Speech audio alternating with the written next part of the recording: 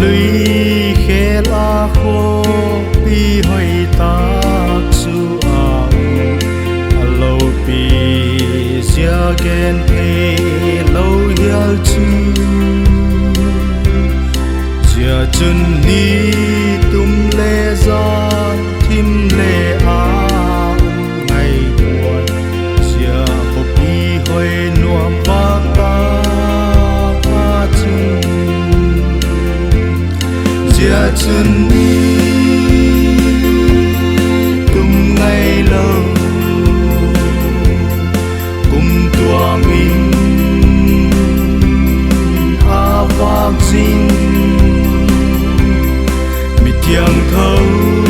tên a hu tâm bao a pa ngao chu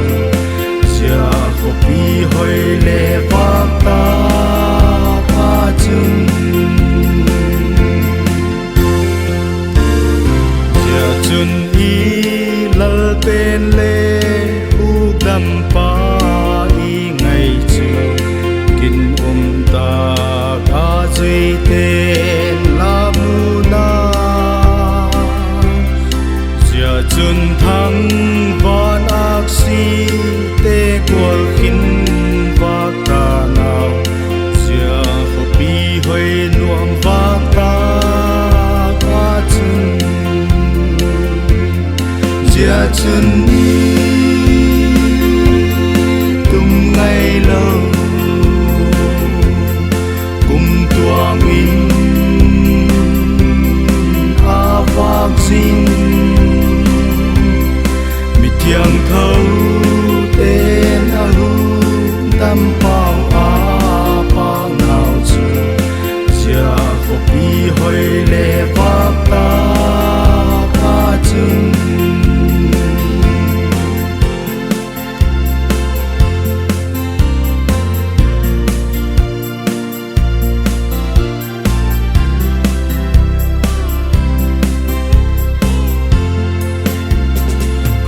bul a mi tin tha cao chu i bui te tao lam te a quang a khum ding in la lu khuk zem hoi na ding chu hi na chia ho pi hoi nuam va ta ka chun zia chun ni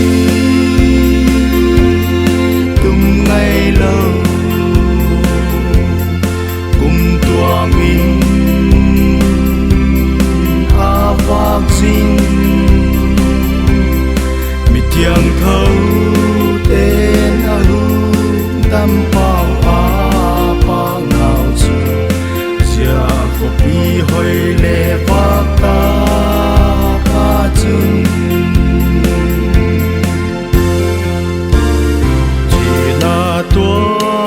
thiên cha te i tho ki that le Jerusalem kho tha nuam pe na lal pa pa in kum tuang